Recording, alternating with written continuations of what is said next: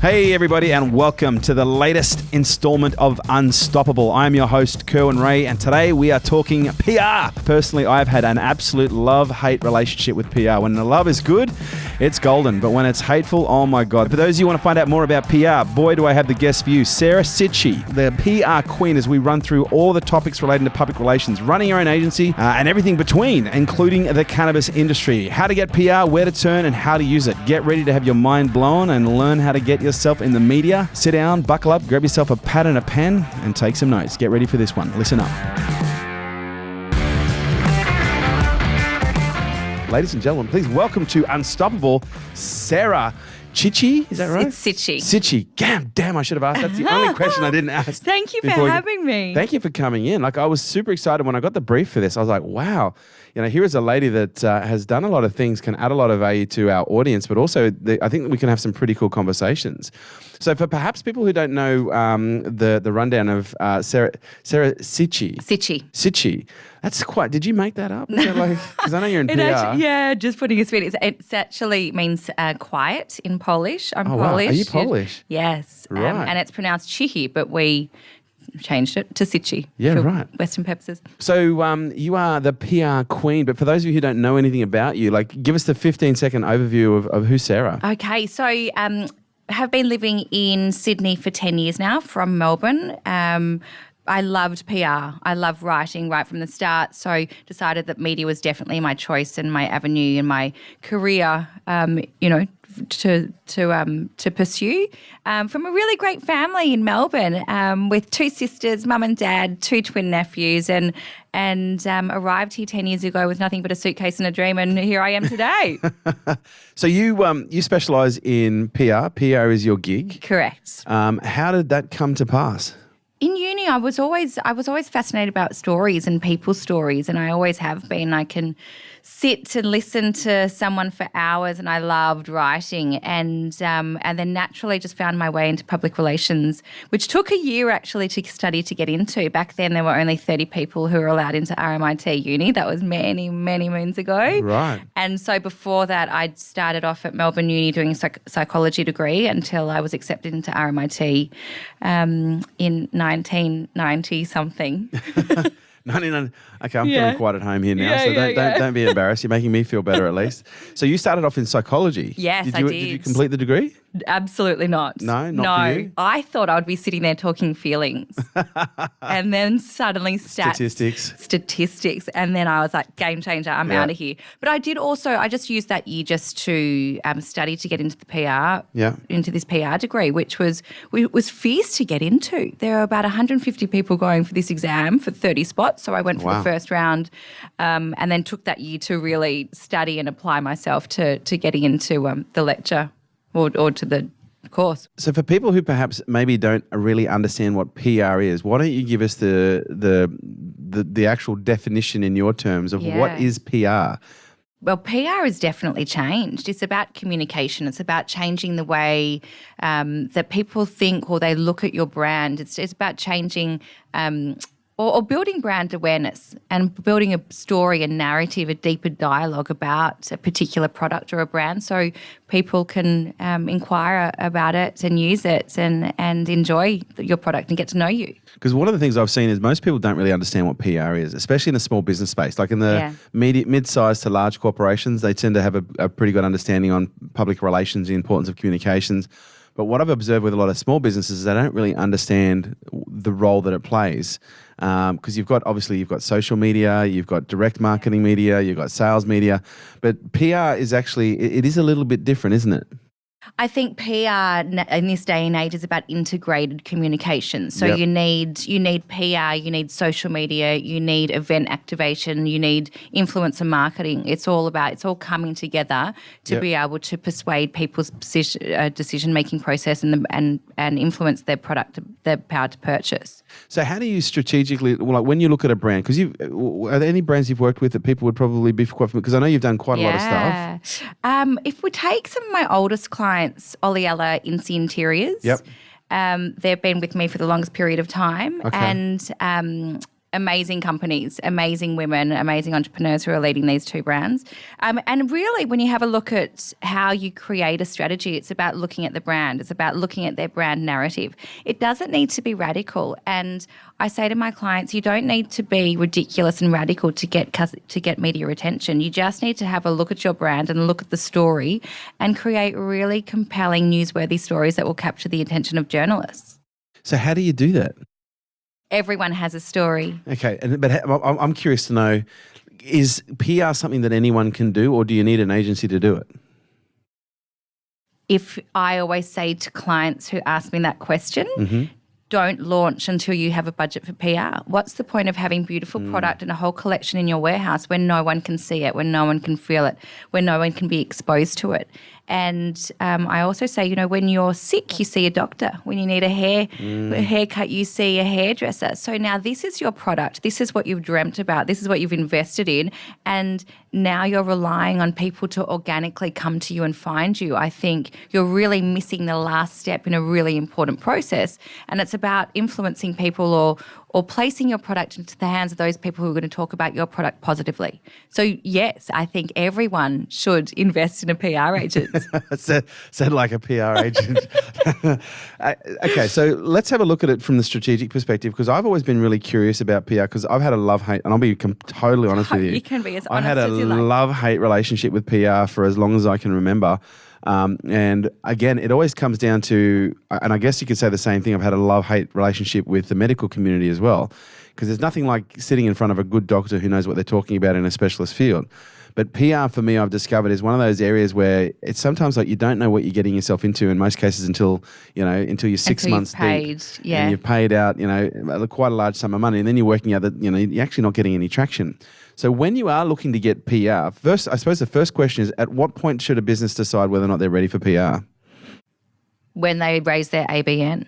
When they raise their ABN. Yeah. But also you mentioned before, the moment you've got a budget for it, you should consider doing it. Well, I think that the moment that absolutely. Yeah. So, and you should be raising your ABN and working towards a budget, because ideally what you want to be doing is creating stories as soon as you launch the product. Right. Because if you don't, then you're at the mercy of competitors seeing your product out there organically and then copycat, being copycat. You want to drive conversation. You want to be a thought leader within that space. You want to be an entrepreneur within that space as well. The reason why you might not be getting traction with your past PR companies is A, it's not the right PR company for you. Yeah. B, they're probably not specialised, which is something I'm very committed to, and being a specialist PR agent for particular areas within the industry. And they're not working hard enough. But that's in terms of any product, any entrepreneur should have a story, and you should have traction within the media. So what do you say to a business that's like, well, I'd really love to do PR, but I'm flat out having a Facebook ads marketing budget? Because one of the things when I look at my earlier days, which is more of a hate relationship with PR, and I have a much, much greater love and respect for it now. In the earlier days, I was like, well, why would I spend, $5 or $10,000 on getting articles when I can spend $5 or $10,000 on direct response? Like, what do you say to someone who's like, well, I can spend a sum of money to get some newsworthy and to get some narrative out there, or I can spend money on direct response? How do you balance that conversation out in a way to make them understand the importance of both? Sure. In terms of a product and a client, your brand narrative is your currency. That's what will separate you from any other competitor within your space. So, for example, a client has a basket company, and Kmart has a basket company, baskets.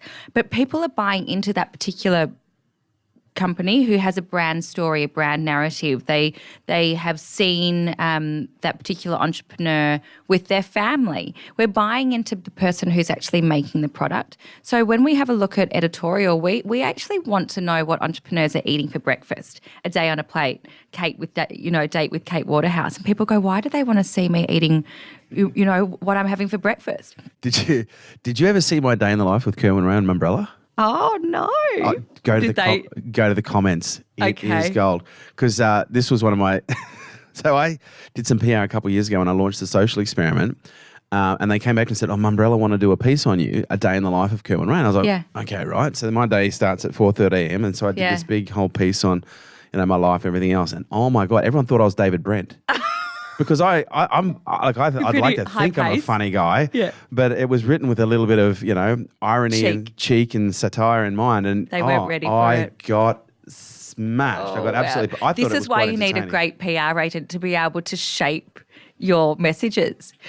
So just going back there to that in terms of why people want to actually see what entrepreneurs are having for breakfast and dinner and date with Kates and all the rest of it is because they want to know that the entrepreneur or the person behind the product who are building these brands, building these products, are sitting down during the week and having avocado and eggs without the bread because that's what an entrepreneur does. It fuels their body. They also want to see on the weekend that they're having pancakes and Cocoa Pops with their kids because that's what makes them approachable. So we actually are interested in seeing people's successes and people's stories. And without that, if you're going to invest all your money in Facebook or Instagram sponsored posts, then that's tissue paper thinking. We want a deeper dialogue about your brand. We want to know who you are, what you do, what you get up to. And, artisans creating these baskets in India and bringing the community together, what a beautiful story. You cannot replicate that in an ad. So how has social media changed the world of PR?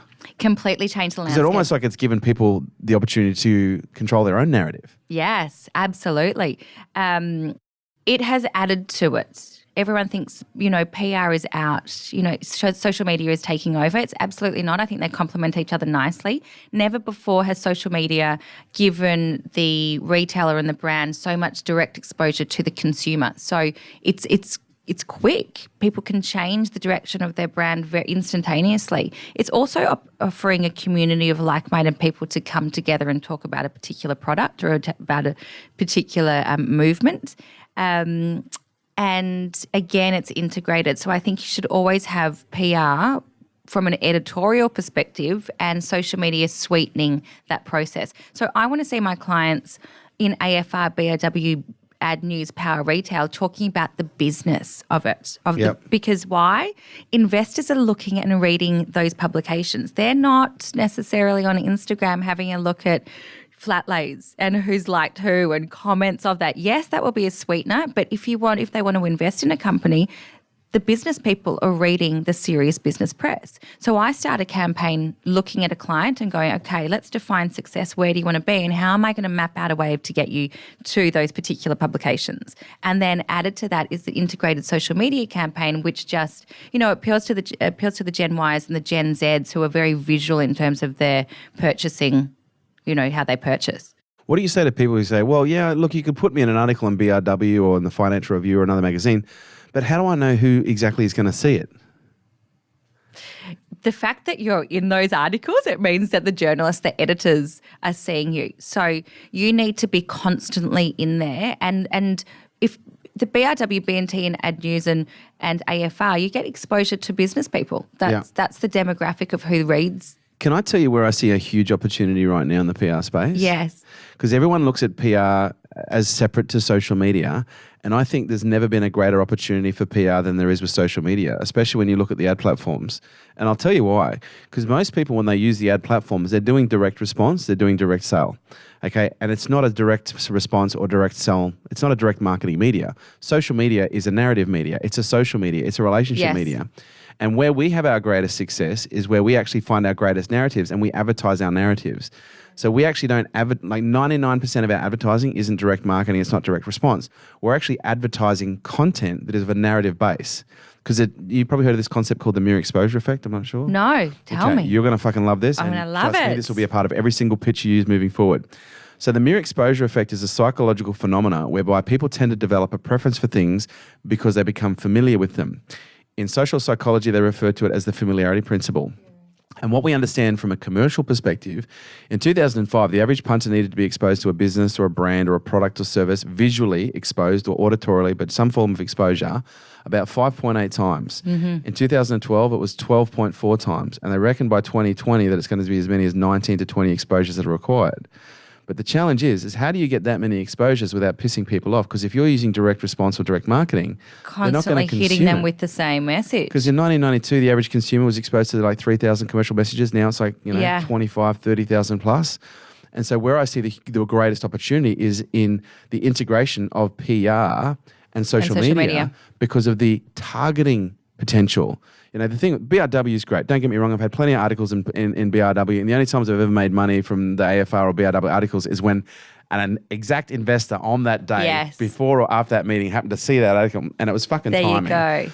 And it's worked, and it's made me a lot of money. But where I've seen enormous traction, enormous tread, is the ability to use PR in a targeted fashion on social media to put it in front of the demographics, the psychodemographic, the demographics that are most likely to be influenced by that perspective, to get that exposure to a point where then they see a direct response or they see direct marketing and they're ready to activate. Good idea. You like it? Yeah, let's do it. Well, we're doing it. We're already doing it. As I said, I just think when I look at the PR world, and by the way, this isn't a PR thing and this isn't an agency thing. I just think that there's so much at a PR level, at an agency level, there's so much to learn. There's so much to learn, but there's so much fucking resistance. Yeah. They see it as a threat when it's like, dude. Just bring it together. Exactly. And it's an innovative, it's very young. We're at the infancy stages of social media, so everyone's learning and we're trying to learn together, and there is resistance and we're trying to navigate our way around it together. But I do know the importance of it. I know that we need to integrate from social media, earned media and purchase media.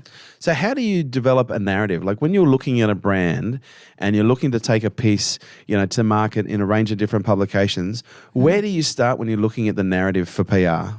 Their story, and it simply comes down to that. So the origin story. Yeah, I peel it apart and I just literally ask a few questions. Why have you done this? Why is it important to you? What's the future of this? And when you start talking to someone, they open up, they talk to you about their childhood and where they came from, and this is the reason why they've created this particular product. And then from that, you really pull out the integrity of the brand. People don't purchase, again, a product because it's pretty 9 out of 10 times. They purchase it because there is a story behind it. And my job is to shape that story and to bring it to life. So when you do a campaign, you pull out the narrative, you peel it apart, you look at the origin story. Then from a marketing perspective, how do you then roll that out? Like, is it a matter of, okay, this is the narrative, we're only going to go after identify a couple of different publications and networks and we'll just go with those? Or is it like, okay, we're going to look at this based on a 12-month goal. We're going to look at this and we're not just going to try and get, because bits and pieces. Yeah. This is my hate relationship. Let's just try and get some articles. It's like, well, no, how do you build a greater strategy? Yeah, that's exactly right. And also on that note, clients resist that 12-month is it the commitment issue? Yeah. Absolutely. They want to see short wins within 4 months to 6 months, and we can do that. Will an article or an editorial piece convert directly to sales in the first go? No.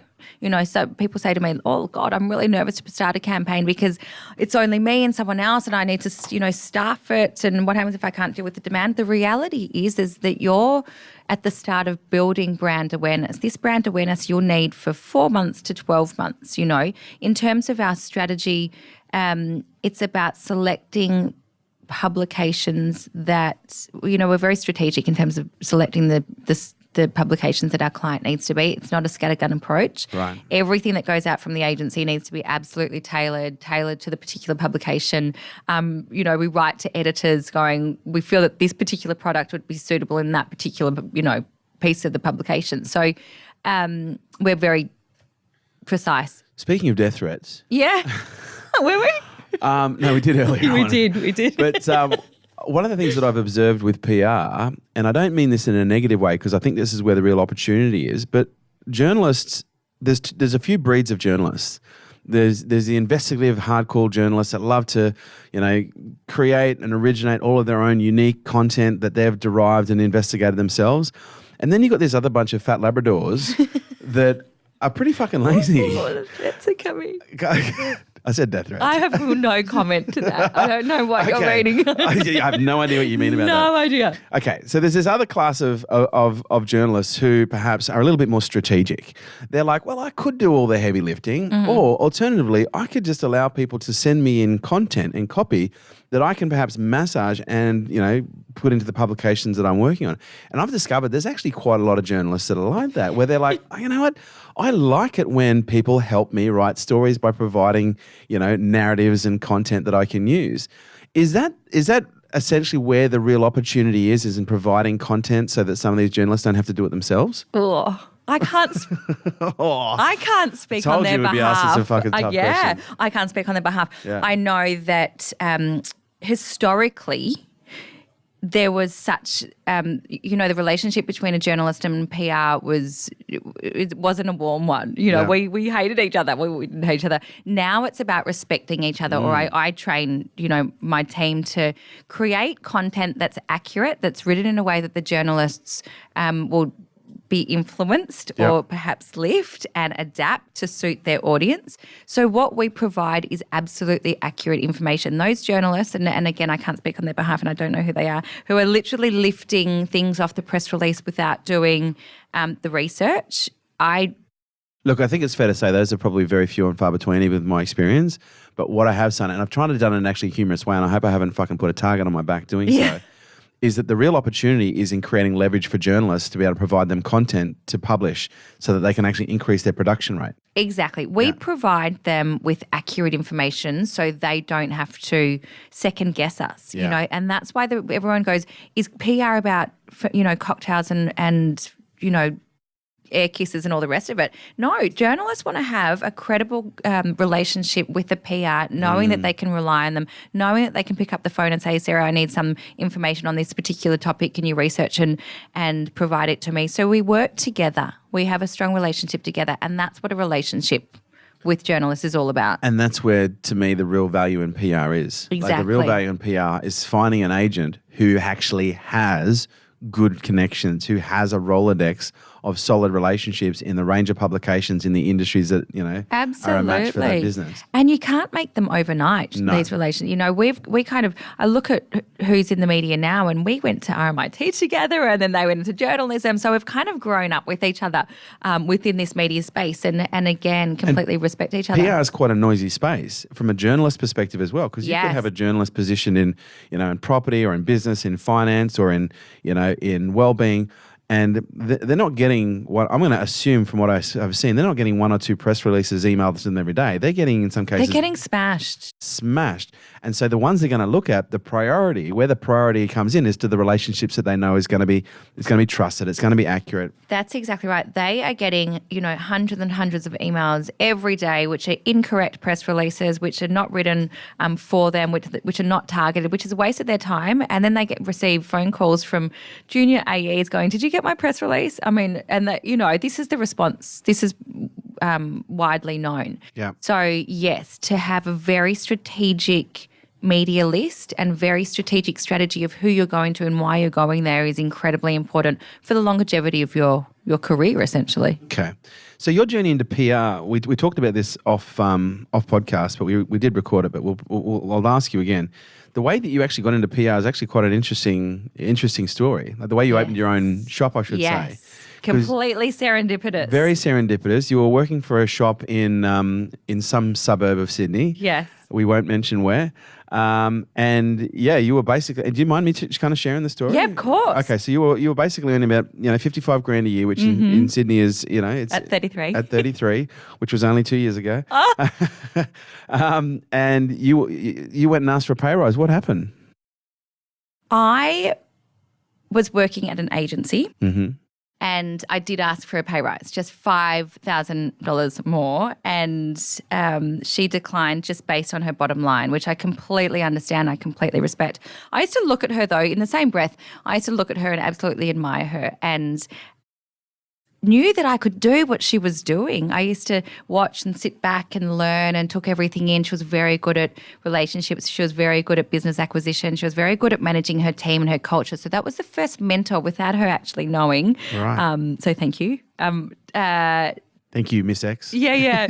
I knew that I wanted to do what she did. Yeah, right. So when she declined, I was my $5,000 pay rise and I had a mortgage and 33 and I just didn't want to go home. I didn't want to go back to Melbourne. I didn't want to face mum and dad and say that I failed, and I wanted to stay in Sydney and I wanted to make it work. So I placed an ad on Mumbrella, which I probably think is still there.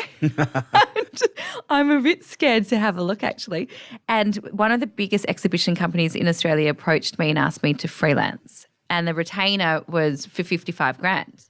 Bizarrely, it was bizarre for the whole year. And I was so like I was just so innocent, but I was fiercely determined. I didn't know anything about tax.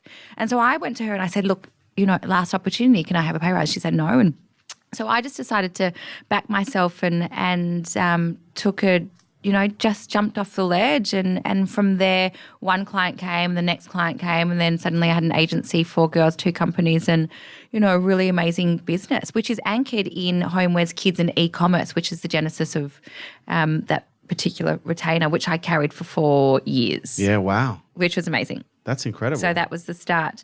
But, that was a hard time of my life, but something told me this was the right thing to do. I had $70 in the bank, and I asked my accountant, thank you very much, to raise an ABN for Piccolo PR, and he spelt it wrong. Oh, you had one job, pal. One job. And bless it. So I had to wait another 3 weeks to save that money up again, and then your laptop breaks down and your mouse pad, you lose your mouse. So, but I knew that this was definitely the direction that I wanted to go, and I didn't tell anybody. I didn't tell my family. I pretended that I was still at the job that I was at, and everything was fantastic. And meanwhile, I was working in my, flat in Wallara, but loving it. And I treated it from day one like an agency, where I'd get up at 4 a.m. in the morning, go for a run, which I still do now, sit at the desk at 6 a.m., have half an hour for lunch, and then finish at 6, and then off I'd go to my social, whatever I'm doing socially. Your air kisses. Oh, no, I don't have any. I've never done that. But so I really treated it like it was an agency right from the start. I thought every day my motto was just be better than the day you were yesterday. Oh, I love that. Just be better in everything that you do, in terms of business, in terms of being a friend, in terms of being a partner, whatever that may do, whatever that may be. And stars should align somewhere down the line, and they did. And so how long ago was that? That was 4 years ago. 4 years ago. 4 years ago. Okay. And so you're cracking on now. You've now not only got Piccolo PR, but you've also just launched Shook. Shook Communications. Shook Communications as well. Yes. So Shook is very different to Piccolo PR. I'm a big believer in specialisation. So as I said before, Piccolo is anchored within kids, homewares and people. Yep. Shook, I need to diversify. I've had a lot of, through word of mouth, referrals locally and abroad, within e-commerce, tech sector, property, and also the cannabis space. So I'm representing a few publicly listed companies within the cannabis sector, and decided to create launch a different company to be able to represent that market. Yep. Having Piccolo PR representing cannabis does not align with the brand. Kids and cannabis. Kids and cannabis. Doesn't really mix. The brand integrity is just, identity crisis. So Shook Communications is the next riding the green wave. I cannot tell you how impressed I am that you have taken this on. Thank you. Because it is still in that infancy stage. It still isn't that. There's still a lot of stigma around cannabis. Around the not just the medical side, but also the recreational side and the agendas that are on the line here. You seem like a pretty kind of straight-laced kind of lady, from what I can tell. Am I correct? Yes. You colour within the lines for the most part. What was it that made you I would think I colour outside of the lines. That's what makes me creative. But I am very disciplined. Yes. I don't smoke. Yeah. As I said to you before off air. Am I allowed to say this? Yeah, of course. Okay. Last time I had marijuana was in 1999 at school. It's in Byron Bay. First and last time. Yep. I don't think I'll ever do it again. It's not for me. But I love the business behind cannabis. Right. I love the fact. What is it about the business? Is it the medicinal business, or is it the recreational opportunity? Like I'm not even looking at either or. I'm looking at this being a very innovative market. It's bringing together young entrepreneurs and scientists. On the 17th of October, it was legalised in Canada, followed by the UK. LA, it's legalised from a state level. And honestly, now when I walk down Venice Beach, I feel like I'm in Amsterdam at the beach. I know. It is everywhere. Getting high. Yeah. And now Australian governments are talking closely to Canadian governments about the risk and the benefits of legalising cannabis. So Shook Communications is riding that green wave. We're at the front line, the forefront of it, loving having these discussions and being approached by international clients to represent them. Australia is a little bit slow in some categories. Conservative. Okay, you're such a PR agent. Australia is quite slow in the uptake of certain aspects of innovation. It has taken what seems like decades. It hasn't been, but it seems like it's taken a very long and drawn out process, even to get to the point where we've got that medical legalisation. Medical legalisation was passed, but then no one could actually get access to anything. There's been a lot of focus on pharmaceutical companies trying to control distribution of synthesized products. What do you see changing in that space? Are you actually a part of the movement that is going to perhaps make this more of a I'm not lobbying for it, if that's what you're asking. No, I'm just curious. No. Because it seems like there's a few people at the table here. You've got the pharmaceutical companies that want to tie it up and make it a synthetic or a derivative or own that market. You've got the far left medical community that want it to be a free for all where anyone can grow their own, and then you've got these people in the middle that are like, well, look, let's just make it freely available to the right people in the right way, and let's have a little bit of an intelligent approach. Where do you sit on that spectrum? I want it opened up. I want it to be accessible to everybody, from medicinal and for recreational purposes, because I see the health benefits of it. I see that if it's in a controlled environment, then people will benefit from it. Not only in terms of from a lucrative perspective, but also health perspective as well, and recreational perspective. But I think that our government is being incredibly conservative, and they're following the federal procedure of what Canada did, which was very responsible. Do you see it now that it's passed in Canada at a medicinal and a recreational level? Do you see that there's a potential now for millions and billions of dollars? It's such a lucrative. That wasn't where I was going to go, but that's interesting where you're heading. The reason why I inject that is these companies have gone from $1 million companies to $1 billion companies in just 4 months. Yes. And Canada continues to prepare for the rollout of that. LA is shortly, followed behind that, and UK as well. So Australia is about, I think, 3 years away to 5 years away from, can I say this, but softening the legalisation. But is that at the medicinal? Because again, I look at it as two categories. I would say medicinal. Medicinal level. Yeah, I would say medicinal. Because it's almost like it appears to be the responsible thing to do is to roll it out and get a centralised distribution and licensing and regulation at a medicinal level first, to get some level of control and taxation in place before they go recreational. Before we go. Which is what we saw in the US. Yes. Which is what we saw in Canada. Yeah. I'm just curious now if there's going to be a level of acceleration, because Australia really has been dragging its heels. I can only guess where we're going, but I would again say 3 to 5 years, our laws will be relaxed. Yeah. And I can't wait. And not just because, and again, I say this as quite a conservative, because I was saying to you off air before, I'm very pro cannabis from the medicinal perspective. I'm someone who's got brain injuries. I've used CBD oil, not just for the treatment of my brain injuries. I've also used CBD oil to treat melanoma as well. Yeah, right. Successfully treat melanoma. I've used it to treat arthritis and inflammation. But I've also, on the other side of that, in my early years, I've experienced addiction with cannabis as well. And people often talk about cannabis as a non-addictive drug, and it's like, well, hang on, I've got experience that says otherwise. And so, do you see that there is there is a requirement for us to have a level of composure around? Well, we can't just make it a free for all. There has to be a level of absolutely. I mean, we still need to govern. You don't go and get codeine from the pharmacy and they don't give it out. There's a level of responsibility that the government needs to have with distribution of this and with legalisation. Absolutely. It's interesting when we talk about government responsibility, and you look at alcohol as an example, and the amount of deaths that it causes, not just motor vehicle deaths, but also deaths that are caused as a result of alcohol abuse. But it seems as if alcohol is off limits when it comes to governance, apart from what's already in place, which is you've got to be at least 18 and over. In order to, there's no restrictions based on mental health. There's no restrictions based on, essentially as long as you've got an ID, you can get access to it. That's exactly right. Yet when you look at this other substance that is cannabis, we have all these, there's not one single recorded death in history from anyone ingesting cannabis in any way, shape or form. Surely we can probably point to, motor vehicle accidents and everything else. But in terms of the pure substance itself, exactly, or the cannabinoid, there's there's absolutely nothing there.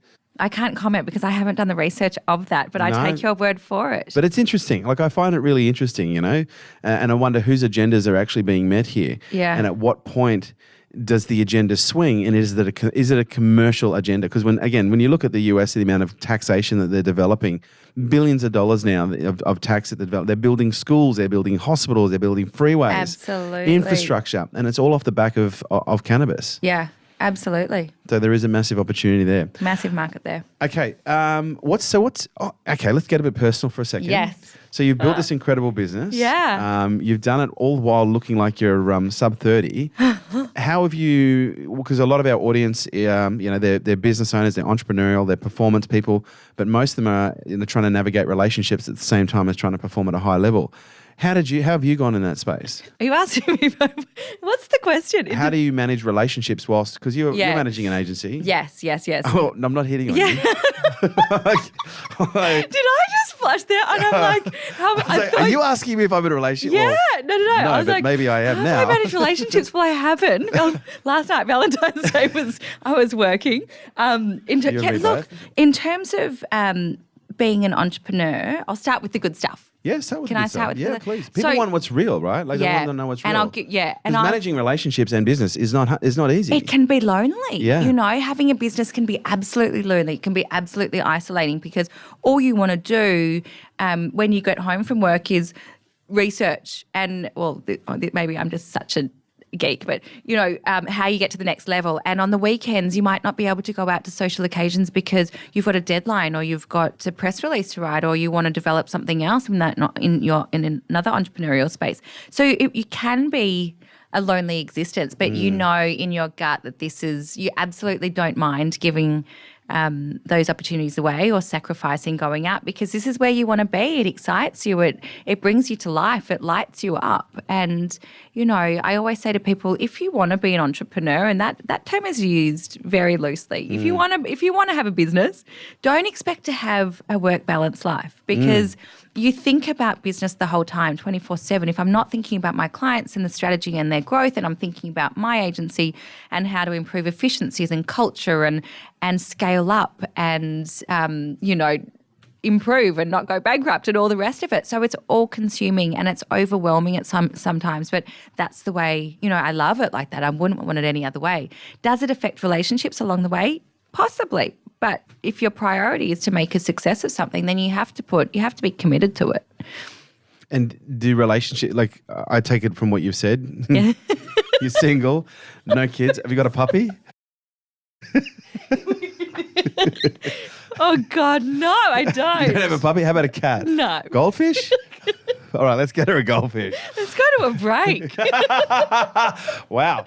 I didn't think this would be the area that I'd get the most discomfort. But I am going to go there because I can sense some discomfort there. Oh, good. But do you ever think about, because again, I had this happen to me at the end of last year. Like I've been lucky enough, like everyone else who has built a successful business, I've sacrificed a lot. It's probably fair to say that, my marriage actually, one of the attributes to the failure of the marriage was possibly the fact that my ex-wife was getting a little bit of the scraps and she wasn't getting the best of me. There were many factors that were going into that, and I'm not making this conversation about that. But what I do want to highlight is, to echo what you said, there is a lot of sacrifice that's required to build a successful business. But it's beautiful sacrifice. It is beautiful sacrifice in perspective. Yes. And I had a perspective shift at the end of last year because one of the areas that I've sacrificed for the last 20 years is in the area of socialization. Because my marriage ended almost 2 years ago. No, it's fine. It's actually quite a beautiful thing. My whole focus for the last 2 years has really been on my business and my son. My son has been number one. He's an incredible little critter. But what I kind of had this perspective shift at the end of last year. I was like, I put my head up and I was like, wow, I feel like I'm putting my head up for the first time in almost 20 years now. I've neglected my mates to such a level that they, most of them are like, like I've got this core group of 7, we're tight and we won't speak for 8 months. We get together, it's like it's yesterday. But I look at the wider community of friends that I've had over the years. I'm like, wow, I've been a really shit friend. Yes. Like I've been and I've like kind of got to the point where it's like, well, okay, whether I get married again or not, that's irrelevant. Right now, I'm looking at, am I happy where I am right now? If I was to look back in 10 years from now and go, am I completely satisfied? If my life kept on going this trajectory, I'd be like, I don't know if I would be. Yes, I totally understand. All the money in the world or access to do everything, but I'm like, what is it worth if you look around yourself and you haven't got those relationships? So do you ever sit there and think, shit, maybe at some point I need to maybe reprioritize and look at different areas of my life? Because I'm going to assume you're not just sacrificing the areas of an intimate relationship. You've even mentioned yourself there are some social Absolutely. Things you don't go I actually, to. funny you should say that. This New Year's Eve, I went back to my gorgeous girlfriends in Melbourne, who are they're my rocks, and I apologised to them. Wow. And I said, and it's interesting that we're having this conversation. I said to them, I'm so sorry. I've been so absent, so vacant. I would never go for dinner. I'll pop in for a drink after because, I wanted to save that money so I can buy a laptop or I can buy – everything was completely dedicated towards this business. And so I turned around and I apologised, and they said, you just need to enjoy your life. You just need to enjoy your money. And and at that moment I breathed out and I said, something has got to change because it can be lonely. Yes, you're creating an amazing thing that you're proud of, but when you go home and there's no puppy cat – Goldfish. Boyfriend, because girlfriend. you don't have the time or your interests are dedicated completely to, you're hiding behind a laptop and a keyboard. You kind of go, oh, there's got to be something more. There's got to be another layer. Because if you have those amazing relationships in place, if you have an amazing partner, which is what I've worked out, the hard way or the long way, through self-reflection, you kind of go, they could stimulate better business. They could make me be a better person, a better boss. They can teach me some things that I don't know how to apply being solo. It's interesting you should say that. Have you ever heard or read the book Think and Grow Rich? I have. Napoleon Hill. Yes. So in the early 1900s, through a relationship he had with the steel magnate at the time, who was the wealthiest person in the world at that time, dear God, his name has escaped me. Who was the metal merchant? Carnegie. Not Andrew. Andrew Carnegie. Andrew Carnegie. Google it for me, Timmy. Anyway, Napoleon Hill got access to the 500 wealthiest people in the world at that time, and he spent 27 years interviewing every single one of them. And what he was looking for was characteristics and traits that they all shared. And at the end of 27 years of research, he published this book that characterized 13 traits that every single one of them had. And trait number 11 was the power of sex transmutation. And what he discovered was every single, and they were all men at the time, so excuse me, but it does cross over. He said all of them had incredibly high sex drives. But what they ambitious. What they had done is they had learned to channel the sexual energy onto things other than the fantasy, the act, or the simulation itself. So they had this charge. I don't know if you're familiar with Tantra at all or even any form of yoga. What they do is they learn how to circulate the energy in their body, and they use that energy that is stimulated through sexual arousal to not be expressed in the form of sex, but to be expressed in the form of a visualization, to manifestation, to create. And I was like, holy shit, these dudes worked it out and they didn't even know it. They were actually using sexual energy, and then rather than expressing it in the form of, necessarily always an intimate union, they were expressing it into their work. They were expressing it into their business. So this was a case study? This was a case study of 500 of the wealthiest people in the world. And men volunteered to do this? They shared it. They didn't give all the names of all the 500 men that were involved. But what I discovered was, it would echo exactly what you're saying, is when we bounce off someone that creates charge, that charge makes us want to be better. Yes. That charge makes us want to go and, whether it's bring home, a basket full of vegetables so that we can feed our family, or bring home, a 42-foot yacht for our significant other. It creates that charge and that desire to go out and bring something back for that person. Absolutely. And so I agree with what you're saying. There's a lot of merit in finding the right relationship that enables you to be a better boss, be a better leader, be a better friend. And for so long, it was just about me just sitting behind a laptop and a monitor and just making, and, spending 12 hours a day, because I feared that if I would spend less than that, even though I wasn't being productive, if I didn't put everything into it and the business failed, and I didn't use that hour to do something, to work on the business, then that guilt was just so overpowering. Yeah. And that's a ridiculous way to operate. It's a ridiculous way to live your life in silo because you want to create an empire. I mean, you can create an empire with someone holding your hand. Yeah. Do you ever see yourself having kids? Oh, I'm finding all the buttons. No puppies, no goldfish, no cats. Oh, goodness. Good question. I don't think I do. Yeah, right. I would, if my partner wanted to have a child, I would absolutely want to carry his child. Right. Do I desperately need to have a child? No, I don't. And I'm comfortable with that. And to it sounds like you know yourself well enough to be comfortable with that. I think that if I start on this journey of, I need to have a baby. I'm 37, 38, 37. Then I'm 37. Then that's really painful, and that's an energy that I can't control. I don't want to have a child by myself. I've done everything, or I've done a lot of things in my life by myself, and having a child, raising a child by myself is not something that I'm volunteering to do. But if I meet someone and he wants to have a child, then I'm happy to have that discussion. I get the sense you're quite a fiercely independent woman. Not by choice. They made me be independent. I was forced into it. I'm fiercely independent. What do you mean not by choice? No, I don't. That's why I'm asking. I've always been fiercely independent. Right. I've always, Do you find it hard to depend on others?